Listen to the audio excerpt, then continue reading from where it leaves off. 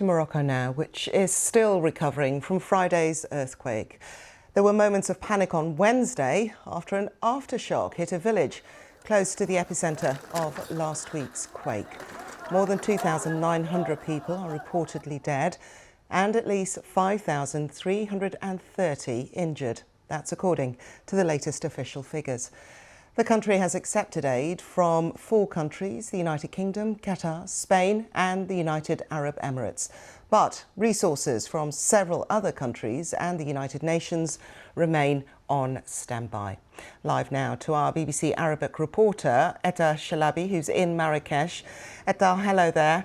I wonder if you could just update us on the situation now. Yes, hi. So the situation here in Morocco is still very dire.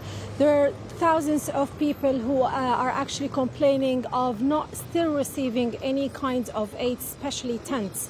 Especially in remote villages, in rural mountainous areas, where the problem lies in the access to these areas because of the landslides and the blocked roads that have been actually impeding access to these areas.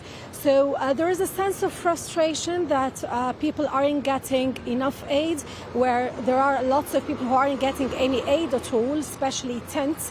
With winter approaching, there are concerns that people aren't receiving enough aid.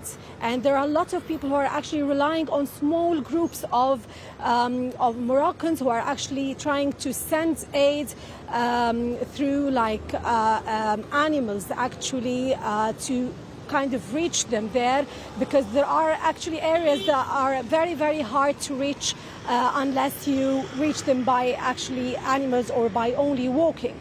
And that's due to the blocked roads. However, the government is stating that there are actually efforts to reopen the blocked roads recently and hoping for aid to be delivered soon to the most needed. And as is the case often when an earthquake strikes, there are aftershocks. What sort of impact is that having on the ground?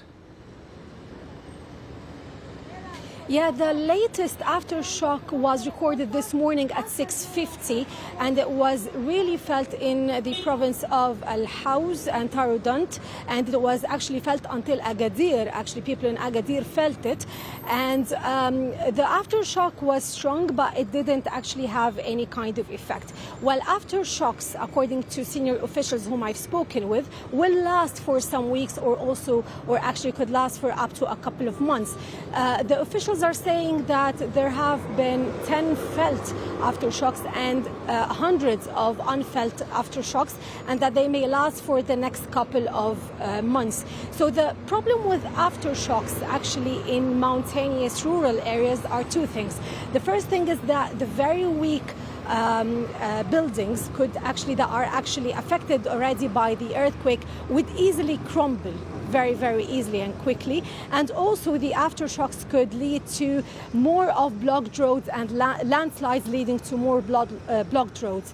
So the problem really in aftershocks is more of blocked roads because of the landslides that would actually happen, and the easily crumbling of the most fragile buildings in these areas.